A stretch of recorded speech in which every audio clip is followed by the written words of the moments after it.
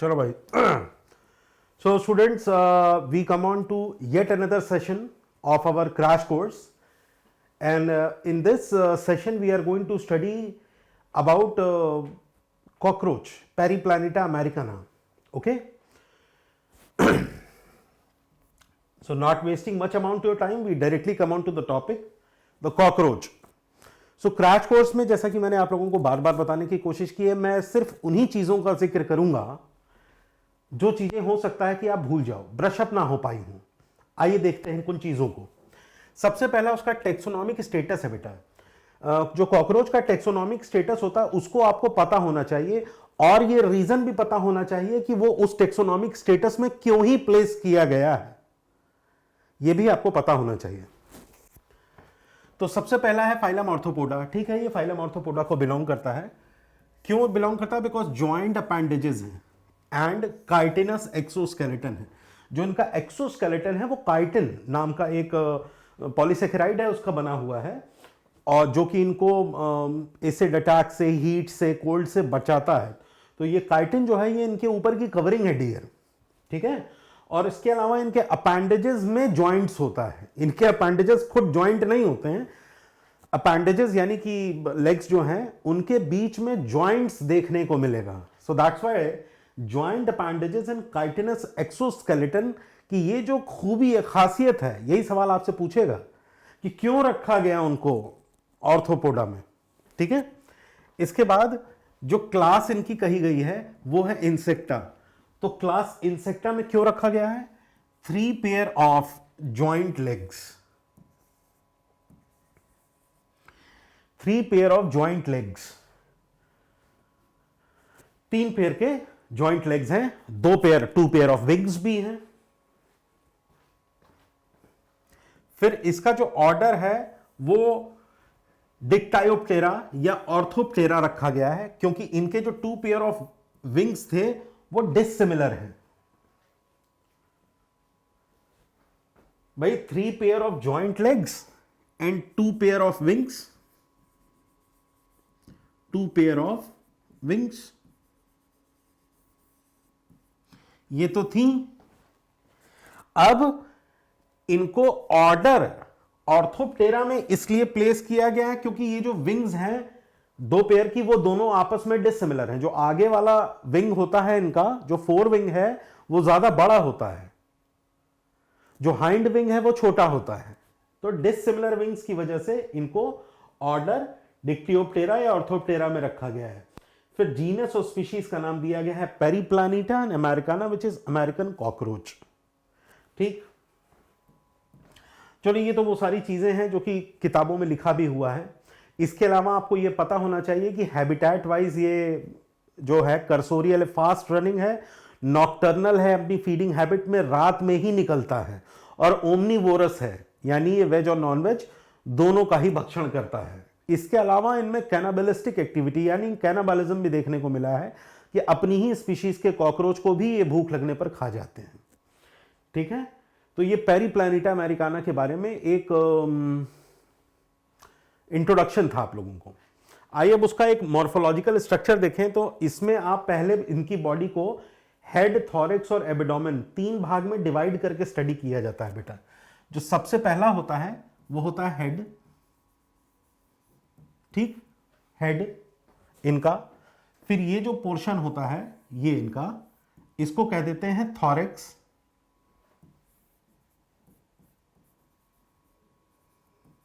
ये हो गया इनका थॉरेक्स. और आखिरी में ये जो नीचे का पोर्शन होता है इसको एब्डोमेन बोल देते हैं. तो ये इनका 3 जो है ये पोर्शन है, इसको 3 भाग में डिफरेंशिएट करके पढ़ा जाता है. तो आइए हेड पे देखते हैं कि what are the structures which are present in the head.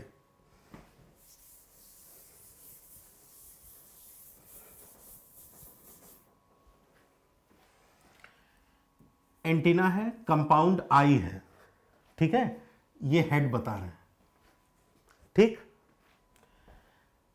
फिर जब हम थॉरेक्स पे आते हैं तो उसको मीजोथॉरेक्स, प्रोथॉरेक्स और मेटाथॉरेक्स 3 भाग में थॉरेक्स को डिवाइड किया गया. ठीक है, प्रो, मीजो और मेटाथॉरेक्स. तो thorax is divided into 3 major parts. ठीक। 3 पेयर ऑफ लेग्स भी हैं, pair number 1, pair number 2, pair number 3, 3 pair of legs ये दिया हुआ है, 3 पेयर ऑफ लेग्स। तो थॉरेक्स के जो 3 सेगमेंट हैं उनमें ये 3 पेयर ऑफ लेग्स देखने को मिल रहे हैं। इसके अलावा थॉरेक्स में और लेग्स के अलावा और क्या देखने को मिला था? 2 पेयर ऑफ विंग्स लिखा था मैंने यहां पर, 2 पेयर ऑफ विंग्स। तो यही है, ये हाइंड विंग है और जो बड़े वाले हैं वो टेगमीना है। तो आप देख सकते हैं कि there is a dissimilarity between the two, इन दोनों में डिसिमिलैरिटी देखने को मिलती है आपको, फोर विंग्स में और हाइंड विंग्स में। ठीक। फिर आ जाएगा आखिरी में एबडोमेन। एबडोमेन में आपको एनल स्टाइलस, एनल सर्काई देखने को मिलेगी, डिपेंडिंग अपॉन की whether that particular cockroach is male और फीमेल। ठीक है। इसके अलावा और भी कई सारे स्ट्रक्चर्स हैं जो कि एसोसिएटेड होते हैं एबडोमेन में, जिसके बारे में एक एक करके मैं आपके साथ डील करता हूं। ठीक है। तो सबसे पहले हम आ जाते हैं हेड पर। सबसे पहला हेड था ना बेटा, तो हेड के बारे में पढ़ते हैं। हेड में देखिए ये आई दिया हुआ है, दिया है आई।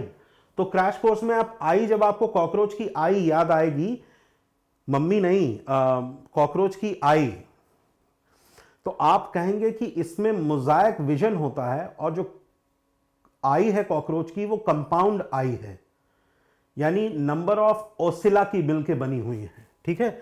तो when ever you talk about I, इसका जो विजन आप याद करेंगे कि जो विजन होगा वो मोजाइक होगा, mosaic vision, compound eye, compound eye है। ठीक है। मोजाइक विजन है, number of ocelli around 2000 ocelli make up a compound eye. ये around 2000 ocelli make up the compound eye, जो कि एक मोजाइक विजन जो है ये प्रोवाइड करता है। आई से आप ये याद रखेंगे इसमें। ठीक है।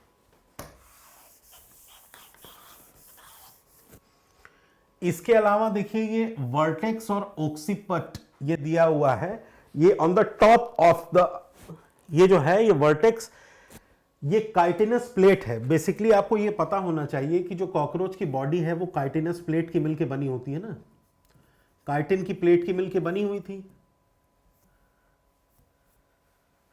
तो ये जो काइटिन की प्लेट होती है, ये अगर डॉर्सल सरफेस पे प्रेजेंट होगी तो इस काइटिन की प्लेट का नाम क्या हो जाएगा? टरगाइट। अगर ये वेंट्रल सरफेस पे होगी तो स्टर्नाइट, और यही अगर साइड में प्रेजेंट होंगी, ऑन द लेटरल सरफेस होंगी, तो इसको कह देते हैं प्लूराइट। तो ये काइटिन की प्लेट का नाम उनके पोजीशन के हिसाब से पड़ा है। ठीक है। टरगाइट है, स्टर्नाइट है और प्लूराइट है। तो यहां पर आपको वर्टेक्स पर ऑक्सीपुट देखने को मिला है, बेसी ऑक्सीपट है ये, और ये वर्टेक्स है। ठीक है, ऑन द टिप। इसके अलावा आपको ये फोरहेड नुमा फ्रॉन्स देखने को मिलेगा।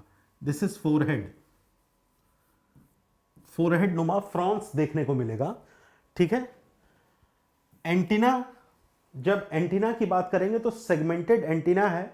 कभी कभी आपसे नीट में पूछता है कि एंटीना क्या कुछ परसीव कर सकता है, तो वाइब्रेशन परसीव कर सकता है, टेम्परेचर परसीव कर सकता है। ठीक है। इसके अलावा इस आई के जस्ट नीचे यहां पर ये आपको ओसिलर स्पॉट या फेनेस्ट्रा जो है ये देखने को मिलेगी। फेनेस्ट्रा या ओसिलर स्पॉट एक वेस्टिजियल ऑर्गन है, अब इसका कोई उपयोग नहीं होता है। ठीक है। ये याद रखिएगा कि ये एंटीना इस एंटीनरी सॉकेट में प्रेजेंट होता है। There is a socket in which this antenna is embedded into. ये इस प्लेट की बात कर रहे हैं डियर।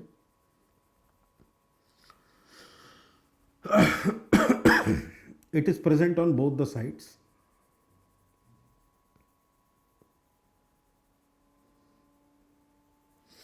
इसको जेना कहते हैं, जेना को चीक की तरह रेफर किया जा सकता है।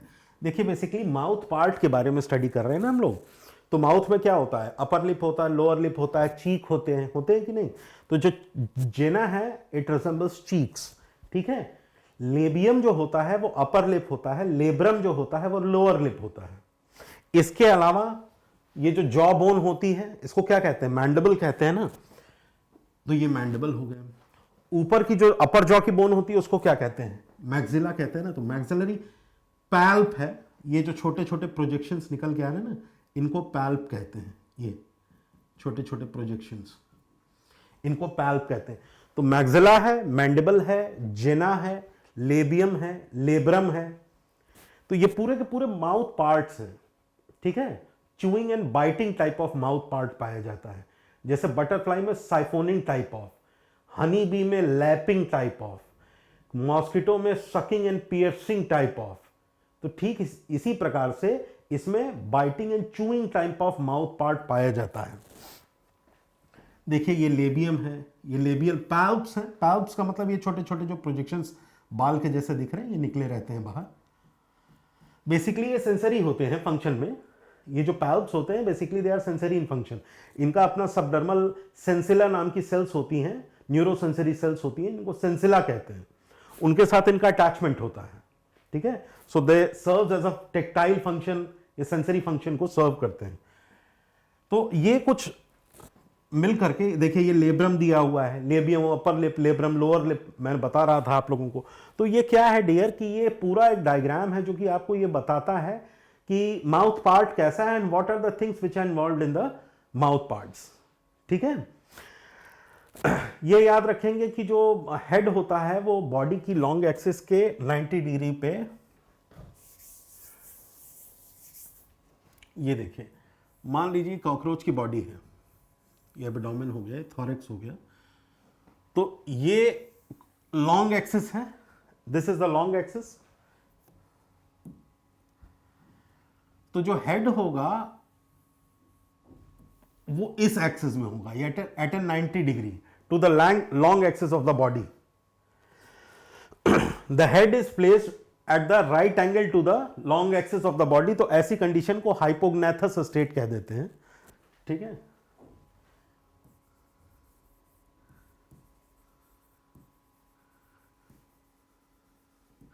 इसको क्या कह दिया, हाइपोग्नेथस स्टेट कह देते हैं, ठीक।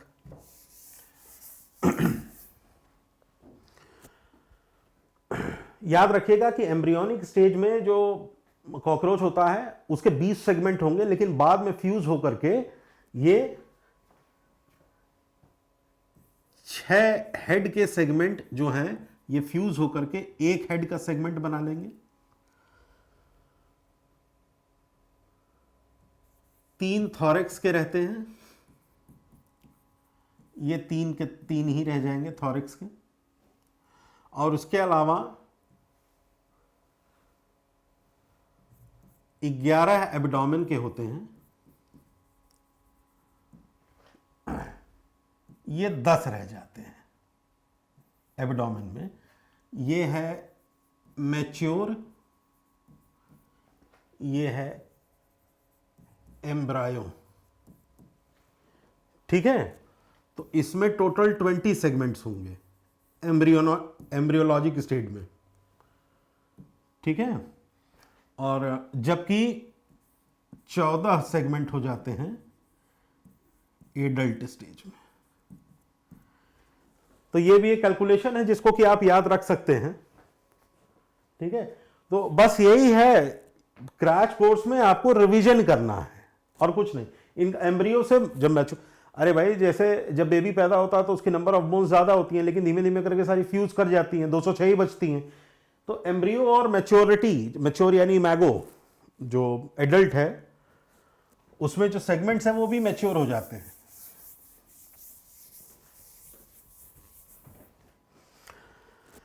अब हम आ जाते हैं थॉरेक्स में। थॉरेक्स में आपको प्रो, मीजो और मेटाथॉरेक्स के बारे में बता दिया था। लेग्स यानी अपेंडेजेस के ज्वाइंट होने का मतलब मैंने आपको बताया था।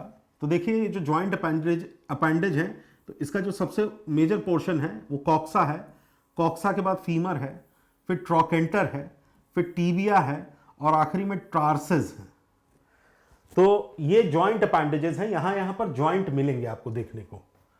ये जॉइंट नंबर 1 है, ये जॉइंट नंबर 2 है, ठीक, ये जॉइंट नंबर 3 है, 4 है, 5 है। तो इस तरह के जॉइंट देखने को मिलेंगे। तो इसी वजह से इसको हम कह देते हैं कि जॉइंट अपेंडेजेस हैं। अपेंडेजेस जॉइंट हैं सारे, आपको पता चल गया, कॉक्सा, फीमर, ट्रोकेंटर, टीबिया और टार्सस। 2 ग्लैंड्स प्रेजेंट होती हैं, एक है ये प्लांटूली,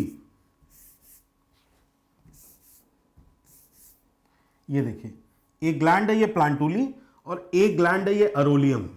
ये 2 तरह की ग्लैंड्स हैं, अडहेसिव पैड्स हैं। These are adhesive pads, smooth surface पर क्रॉल करने के लिए मदद करते हैं कॉकरोच को, ठीक है। और इसके अलावा जो क्लॉज हैं ये रफ सरफेस पे एंगेज करके कॉकरोच को क्रॉल करने में मदद करते हैं। कर्सोरियल है ना, फास्ट रनर है, ठीक है।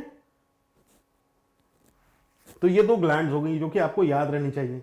इसके अलावा मैंने आपको विंग्स के बारे में बताया था ना कि 2 तरह की विंग्स होती हैं, 4 विंग्स होती हैं और हाइंड विंग्स होती हैं। 4 विंग्स थोड़ी ज्यादा बड़ी होती हैं, हाइंड विंग्स थोड़े छोटे होते हैं। इवन कई केसेस में जैसे ब्लाटा ओरिएंटालिस एक वेरिएंट है कॉकरोच का, उसके में जो हाइंड विंग्स हैं they are vestigial in females, ठीक है। तो अब वही विंग्स और लेग्स, ये 2 अपेंडेजेस हैं जो कि आपको थॉरिक्स में देखने को मिलेंगे, ठीक है।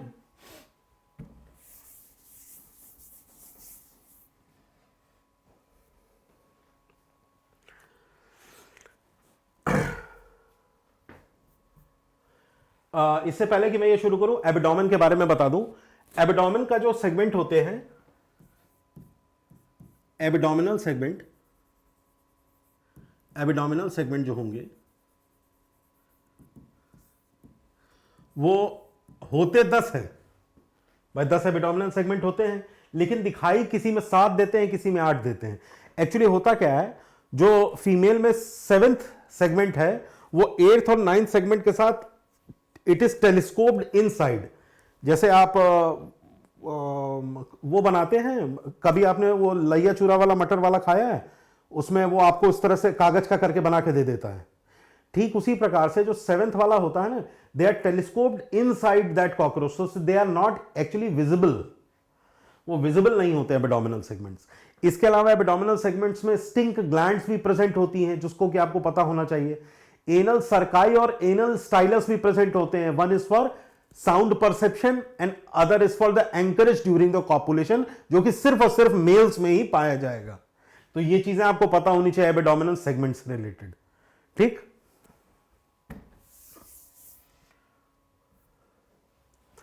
अब हम आ जाते हैं उसकी फिजियोलॉजी पर। कॉकरोच की जो फिजियोलॉजी है, तो फिजियोलॉजी में सबसे पहला एक डाइजेस्टिव सिस्टम है। सीधा सीधा हिसाब किताब क्या कह रहा है कि द माउथ ओपन्स, ये जो माउथ है, it opens into a short tubular pharynx. Mouth will open into pharynx leading to a narrow tubular passage called oesophagus. तो माउथ है, माउथ के बाद फैरिंक्स है, फैरिंक्स के बाद ईसोफेगस है। फ्लो चार्ट दिमाग में बना के रखिए। माउथ, माउथ के बाद फैरिंक्स, फैरिंक्स के बाद oesophagus. This in turn opens into a sac like structure known as crop. Mouth से फैरिंक्स, फैरिंक्स से ईसोफेगस, ईसोफेगस से क्रॉप। क्रॉप में होता क्या है, it is used for storage of food. यहां पर ये क्रॉप दिखाया हुआ है, ये है crop.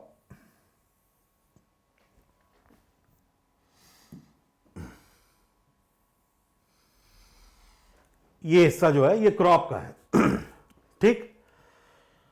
Then this crop is followed by gizzard और प्रोवेंट्रिकुलस। अब देखिए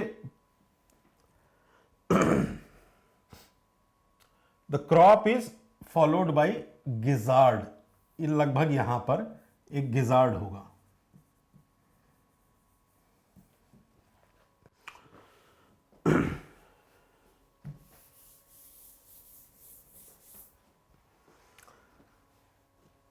It has an outer layer of thick circular muscles and thick inner cuticle forming 6 highly chitinous plates called teeth.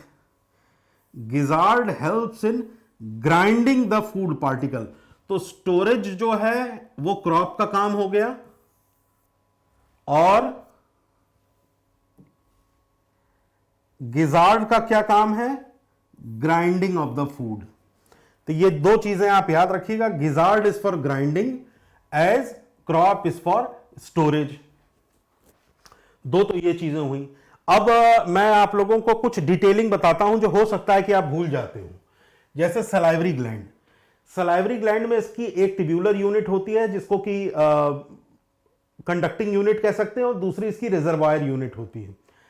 Saliva में बेसिकली कार्बोहाइड्रेट का digestion होता है। 3 तरह की enzymes हैं जो कि यूजुअली फाइंड होती हैं उसमें, जिसमें अमाइलेज, काइटिनेज मेन होती है, इसके अलावा सेल्यूलेज भी होती है।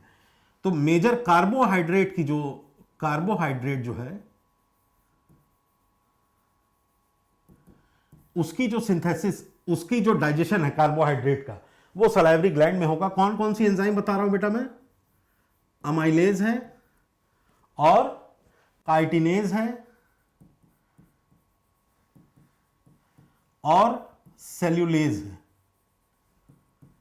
ये जो 3 तरह की एंजाइम है ये सलाइवरी सिक्रीशन में पाई जाएंगी, और मेजर कार्बोहाइड्रेट का जो डाइजेशन होना है वो कहां हो रहा है? सलाइवरी ग्लैंड में। ठीक है, जिसकी 2 तरह की यूनिट है जिसको कि मैंने आपको बताया। उसके बाद खाना यहां से जब निकलता है तो कहां चला जा रहा है भाई? जो ओरल कैविटी है उसको साइबेरियम भी कहते हैं, पता है ना ये चीज? ओरल कैविटी जो है कॉकरोच की, उसको साइबेरियम भी कह रहे हैं। तो सलाइवरी ग्लैंड से निकल करके और फिर वो आ गया फेरिंक्स से निकल करके आ गया क्रॉप में, जहां पर फूड का स्टोरिंग हो रहा है। यहां पर क्रॉप में क्या हो रहा है? स्टोर। और जो गिजार्ड है, यहां पे क्या हो रहा है? ग्राइंडिंग। गिजार्ड में ग्राइंडिंग हो रही है। बेसिकली क्या होता है, पूरी की पूरी जो फोरगट है जो कि यहां पे एक्सप्लेन की गई है, फोरगट, ये अंदर से it is internally lined by cuticle. तो आप ऐसे समझ सकते हैं, मैं आपको बताता हूं कि बाहर तो क्यूटिकल की लाइनिंग होती ही होती है, ये तो आपको पता है। ये क्यूटिकल की लाइनिंग अंदर भी होती है फोरगट में, ऐसे।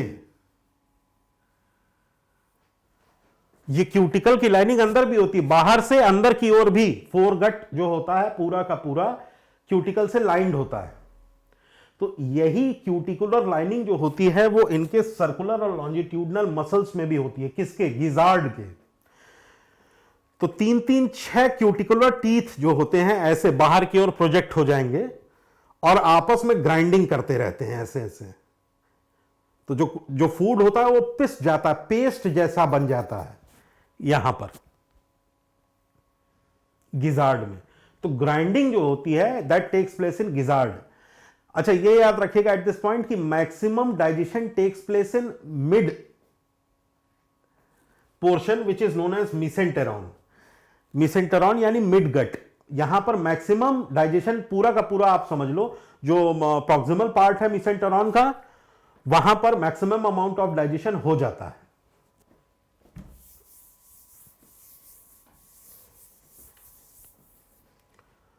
अब देखिए, क्रॉप इज फॉर स्टोरेज, ठीक। अब ये दिया हुआ हेपेटिक सीका, सबसे पहले जाने कि इनका नंबर होता है 6 to 8। हेपेटिक सीका जो होते हैं they drain their content into the crop. ये जो अपना कंटेंट है ये यहां क्रॉप में ड्रेन कर देते हैं, ठीक है। ये अपना हेपेटिक सीका। इसके बाद मिड गट में this foregut opens into the mid gut through a stomodeal valve. याद रखेंगे,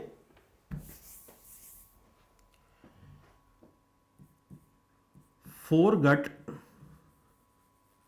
ओपन्स इनटू द मीसेंटेरॉन, ये मीसेंटेरॉन लिखा हुआ है, थ्रू स्टोमोडियल वॉल्व।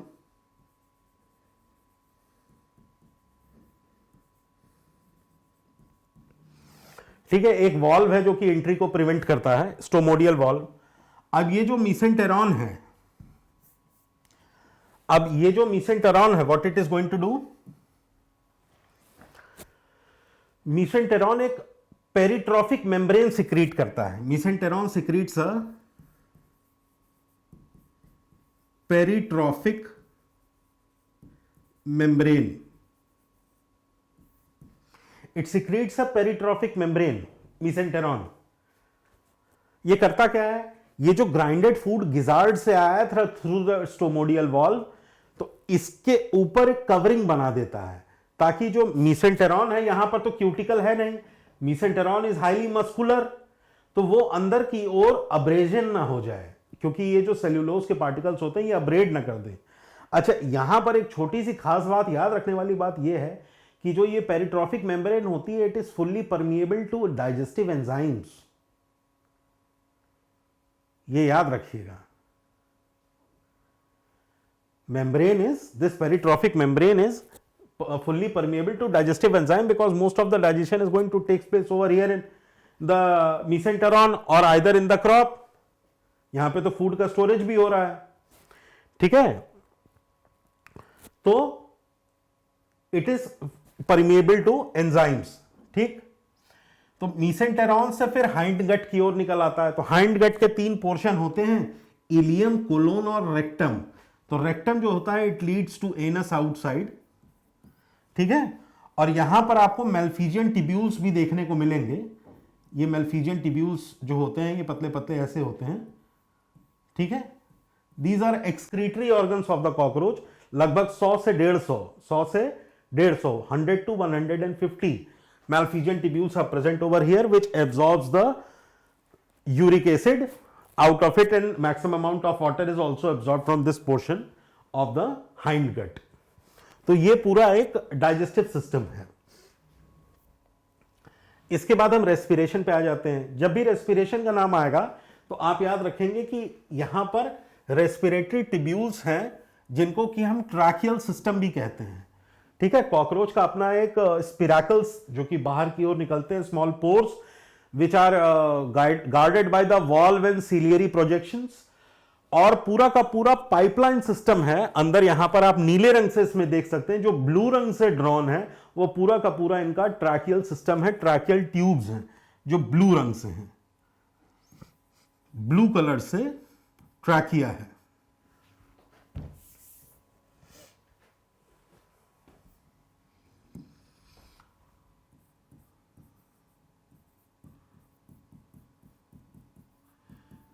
ब्लू कलर से जितना भी है ये पूरा का पूरा इनका ट्रैकियल सिस्टम दिया हुआ है। टर्बोस्टर्नल मसल्स का नाम दिया हुआ है। टर्बोस्टर्नल मसल्स जो होती हैं ये एक्सपायरेटरी मसल्स हैं, याद रखिएगा बेटा। Tergosternal muscles are the muscles which help in respiration, ठीक है। टर्बो एंड स्टर्नल, टर्गाइट और स्टर्नाइट से जुड़ी होती हैं, फुलाती और पिचकाती हैं इस पूरी की पूरी कॉकरोच की बॉडी को। टर्गाइट, स्टर्नाइट, ठीक है। तो टर्गो स्टर्नल नाम यही पड़ा है इनका। भाई स्टर्नम नीचे वेंट्रल साइड का था, डॉर्सल साइड में टर्गाइट था, है कि नहीं। तो ये dorso ventrally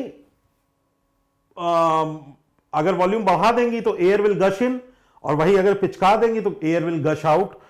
so these muscles helps in expiration. इनको पिंक रंग से दिखाया गया है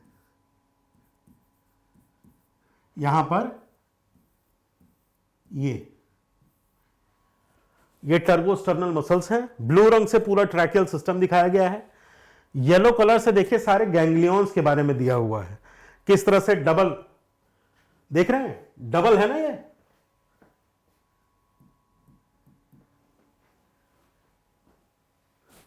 जो नर्वस सिस्टम, और ये सारे गैंग्लियंस हैं, थोरैसिक एंड सिफेलिक गैंग्लियंस के बारे में दिया हुआ है। इसके अलावा ये जो रेड से दिया हुआ है, ये देखें आप, ये जो रेड से दिया है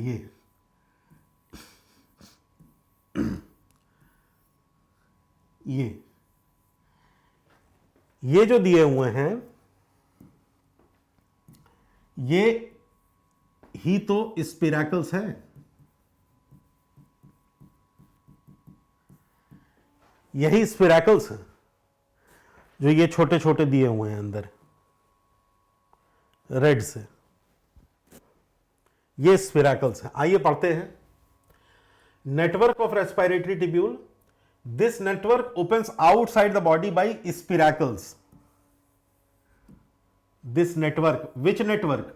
ये जो ब्लू कलर से ड्रॉन है tracheal network, it opens outside the body through spiracles. ठीक है। 10 pair of spiracles, 2 pair on the thorax and 8 pair on the abdomen। तो 2 thorax में है और बाकी सारे abdomen में है। 2 pair on the thorax and 8 pair on the abdomen, जो spiracles की संख्या है।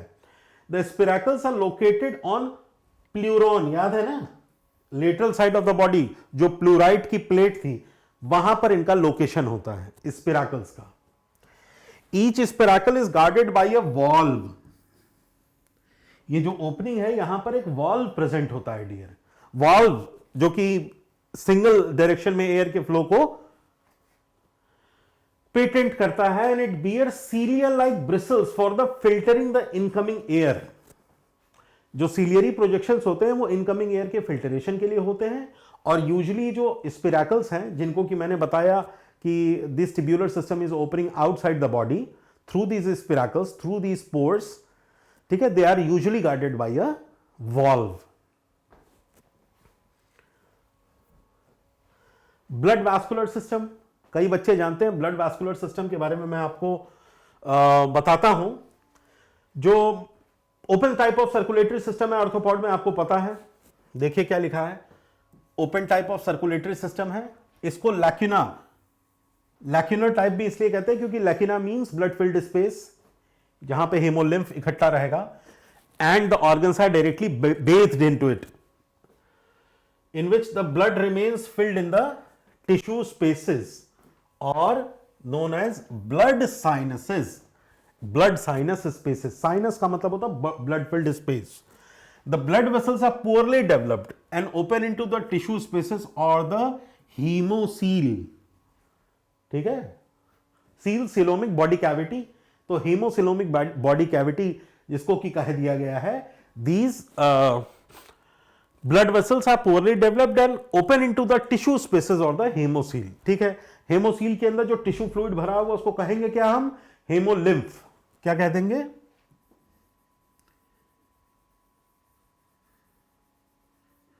हेमोलिम्फ कह देते हैं। ठीक है। Visceral organs located in the hemocoel are directly bathed into the blood। ठीक, डायरेक्ट, क्योंकि भाई पाइपलाइन सिस्टम एब्सेंट है, there are no vessels present, तो डायरेक्ट डिफ्यूजन होता है इस हेमोसिलोमिक फ्लूइड में। हार्ट ऑफ द कॉकरोच, अब हार्ट को समझाना है कि वो पल्सेटाइल होता है और इट कंसिस्ट ऑफ 13 चेंबर्स, ये दिया हुआ है। तो इसके लिए एक डायग्राम है, एक्चुअली मैं आप लोगों को यहां पर बना के दिखा सकता हूं। बेसिकली क्या होता है कि जो कॉकरोच की बॉडी होती है, पता नहीं कितने बच्चों ने पढ़ा है, उसमें 2 तरह के डायफ्राम्स प्रेजेंट होते हैं जो कि कॉकरोच की पूरी बॉडी को अंदर से विसरली 3 भागों में बांट देते हैं। देखो क्या होता है, मैं बताता हूं। मान लो ये कॉकरोच की बॉडी है, ठीक है, ये उसका हाइपोग्नाथस हेड हो गया। तो एक डायफ्राम ये होता है, एक डायफ्राम नीचे होता है। 2 तरह के डायफ्राम होते हैं, ये डॉर्सल डायफ्राम है, ये वेंट्रल डायफ्राम है। ठीक है, तो ये जो होता है इसको कहते हैं पेरिकार्डियल साइनस, ये पेरीविसरल साइनस और ये पेरीन्यूरल साइनस होता है। बहुत ज्यादा डीप नहीं जाएंगे। पेरिकार्डियल, इसको कह देते हैं पेरीविसरल, और नीचे वाला जो होता है इसको कह देते हैं पेरीन्यूरल। पेरीन्यूरल इसलिए कह देते हैं क्योंकि नीचे की ओर नर्व कॉर्ड होती है, और पेरिकार्डियल इसलिए कह देते हैं क्योंकि जो हार्ट होता है ना, इनका फनल शेप हार्ट, ये यहीं पे ऐसे लोकेटेड होता है।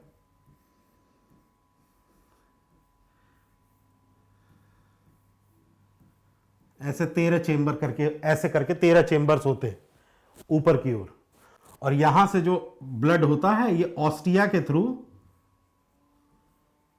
इस हार्ट में एंटर कर जाता है, पीछे से यहां से एंटर करता है, आगे की ओर चला जाता है। और नीचे तो डबल वेंट्रल नर्व कॉर्ड है ही है, आपको पता ही है। ये पेरीन्यूरल साइनस है। तो ये दो डायफ्राम होते हैं, डॉर्सल और वेंट्रल डायफ्राम, जो कि कॉकरोच के अंदर की जो विसरल कैविटी होती है उसको बेसिकली 3 भागों में बांट देते हैं। ठीक है, तो अब आपको हार्ट की लोकेशन समझ में आई बेटा। अब इसी से अटैच होते हैं बेटा एलरी मसल्स। भाई आपने तो 2 तरह की मसल्स पढ़ी, एक तो टर्बोस्टर्नल मसल्स पढ़ी थी और दूसरी एलरी मसल्स होती हैं। मैं नाम लिख देता हूं यहां पे, जो ये मैं टर्बोस्टर्नल मसल्स दिया हुआ है, यहां पे एलरी मसल का भी नाम दे दीजिए आप, एलरी मसल्स।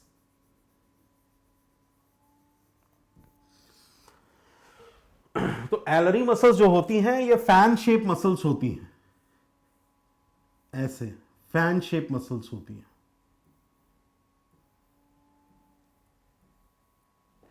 फैन शेप, तो जब हार्ट को अंदर, ब्लड को अंदर गश कराना होता है तो वो यूं ओपन हो जाती हैं, क्योंकि टर्बोस्टर्नल मसल्स जैसे ही शरीर को डॉर्सोवेंट्रली ऊपर करेंगी, वॉल्यूम इंक्रीज करेंगी, तो ये एलरी मसल्स जो होती है फैल जाती हैं।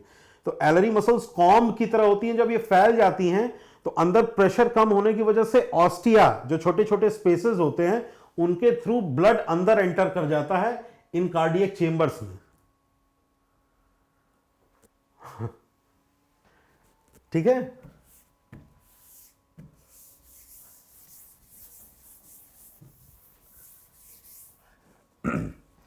हार्ट ऑफ द कॉकरोच के बारे में कुछ और चीजें। It consist of elongated muscle tube lying along the mid dorsal line of the thorax and the abdomen. Elongated muscular tube, ठीक है, जैसा कि मैंने इलोंगेशन बताया था आपको। The dorsal, tubular and 13, dorsal होता है, टिब्यूलर होता है और 13 चेंबर का होता है। ये भी डायग्राम के थ्रू मैंने आपको बताया था, फनल शेप नहीं है ऐसे, ये तो डॉर्सली प्लेस्ड होता है, टिब्यूलर होता है और 13 चेंबर्स होंगे इसके। तो पीछे से ब्लड आता है, एंट्री करता जाता है ऑस्ट्रिया के थ्रू एक चेंबर से दूसरे चेंबर। ठीक है, it is differentiated into funnel shaped chambers with ostia on the either side. These pore acts as a valve. यही तो मैं आपको बता रहा था, यहां पर ऑस्टिया की प्रेजेंस होती है, they will act as a valve as well, preventing the backflow of the blood. तो यहां पर हर चेंबर के बीच में ऑस्टिया होंगे जिनके थ्रू ब्लड रन कर जाएगा। भाई हमारी बॉडी में भी तो वेन्स में वॉल्व्स होते हैं टू प्रिवेंट द बैकफ्लो, ठीक उसी प्रकार से इनके में भी वॉल्व्स प्रेजेंट होते हैं। These pores act as a valve. 12 pair of fan-like muscles are present in pericardial sinus called Alary muscles. मैं बता रहा था ना, फैन लाइक मसल्स प्रेजेंट होती हैं। One end of which is attached to tergum and other end is connected to the dorsal diaphragm. मैंने उस diagram में बना के भी दिखाया था आपको, ये चीज अभी जो मैंने बनाई थी कि जो डॉर्सल डायफ्राम है ऊपर वाला और टर्गम यानी कि जो ऊपर की डॉर्सल काइटिनस प्लेट है, उन दोनों से इनका इंसर्शन और अटैचमेंट है। और टर्गोस्टर्नल मसल्स जो है उनका अटैचमेंट किससे है? टर्गम से है और स्टर्नाइड से है। तो वो रेस्पिरेशन में हेल्प करती हैं। जब वो पूरी बॉडी को डॉर्सोवेंट्रली फुलाएंगी तो ये मसल्स भी खुल जाती हैं, वही चीज दिया हुआ है। Tergosternal muscles also helps in blood circulation, passively they help, क्योंकि जब वो मूव करती हैं तभी एलरी मसल्स भी मूव करती हैं। एक्सक्रीटरी सिस्टम के बारे में आ जाइए। जैसा कि मैंने आपको बताया है कि Malpighian tubules are the major excretory organ. The excretory substance is mainly in form of potassium urate. ये सवाल आया हुआ है नीट में। The potassium urate is converted into uric acid and potassium bicarbonate. This potassium urate is converted into uric acid and potassium bicarbonate, and uric acid is finally released into the alimentary canal by Malpighian tubules. ठीक है, alimentary canal में इस मैलफिजियन tubule को डाल दिया जाता है. What happens after that? अब ये Malpighian tubules are enteronephric and also helps in osmoregulation, water conservation. Malpighian tubules के बारे में बता रहे हैं कि ये ऑस्मो रेगुलेशन में भी हेल्प करते हैं, वाटर कंजर्वेशन में. मेजर पार्ट फैट बॉडीज का होता है, इनको यूरेट सेल्स भी कहते हैं. कौन कौन सी ऐसी सेल्स हैं पेरिप्लैनेटा में which are helping in the water conservation? सबसे आखिरी पॉइंट जो ये बॉडी वॉल का है, it is very important for you. Fat bodies है, नेफ्रोसाइट्स हैं, also helps in excretion, storage excretion. Basically uricose gland, these help in excretion in male cockroaches only. Uricose gland जो होती हैं basically tip of the utriculus मेजोरस.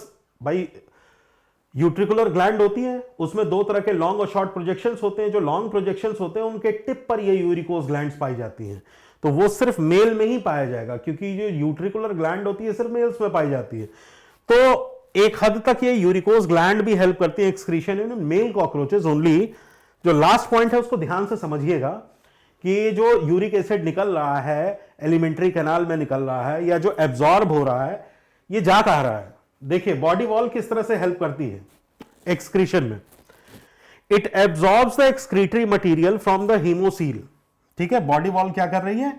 It is absorbing the excretory material from the haemocoel and stores it in the cuticle. ऊपर cuticle में ले जाकर के store कर दे रही है. बॉडी वॉल याद करिए एपिडर्मिस होती ही नहीं, खाली डर्मिस है. उसके ऊपर कुछ सेंसिलाज हैं और उसके ऊपर जो है वैक्सी क्यूटिकल है. तो क्यूटिकल को सिक्रीट करने वाली भी सेल्स जो होती हैं वो डर्मिस के नीचे ही प्रेजेंट होती हैं, other than the sensory sales. तो ये कर क्या रही है? देखिए बॉडी वॉल कर क्या रही है? It is absorbing the excretory material from the haemocoel. जो बीच में एलिमेंट्री कैनाल है वहां से एब्जॉर्ब कर लेती है and store it in the cuticle. And then at the time of moulting this excretory substance and the cuticle separate out from the body. खींच करके क्यूटिकल पे इकट्ठा कर रही है. जब मोल्टिंग होती है, जब वो अपनी बॉडी के ऊपर की जो क्यूटिकल लाइनिंग होती है उसको शेड ऑफ करता है ना कॉकरोच, तो साथ में ये एक्सक्रीटरी मटेरियल भी जो है वो बाहर चला जाता है कॉकरोच से. तो ये बॉडी वॉल भी एक्सक्रीशन में हेल्प करती है. ठीक है, याद रखिएगा ये. Thank you.